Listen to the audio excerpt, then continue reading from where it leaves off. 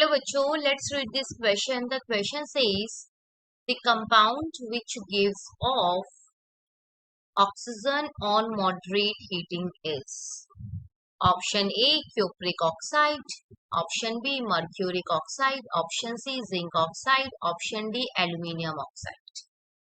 So what is the key concept here? तो आइए देखते हैं.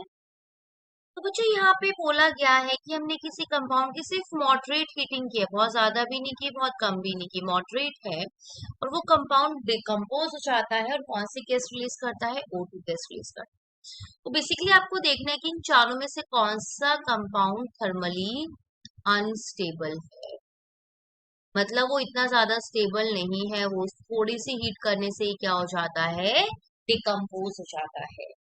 तो बच्चों प्लीज रिमेम्बर, इन चारों में अगर हम बात करें तो जो मर्क्यूरिक ऑक्साइड है वो थर्मली अनस्टेबल है और बाकी तीनों जो है cupric oxide, zinc oxide, aluminium oxide, ये तीनों थर्मली स्टेबल है. ये सिंपल हीट करने से डिकम्पोज नहीं होते हैं.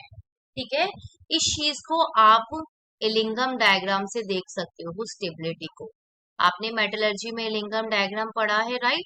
एलिंगम डायग्राम में आप देख सकते हो इन चारों में से किस ऑक्साइड के बनने के लिए डेल्टा जी ज्यादा नेगेटिव है.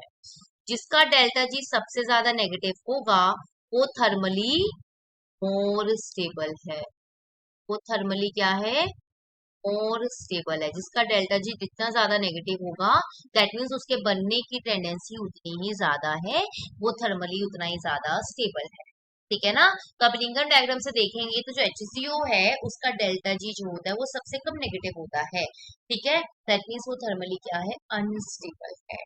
इसे आप मॉडरेट हीट करेंगे, ठीक है, तो ये क्या हो जाता है? डिकम्पोज हो जाता है. Hg plus O2. Is it clear? So the final answer is option B, mercuric oxide. I hope you understood it well. Best of luck. Thank you.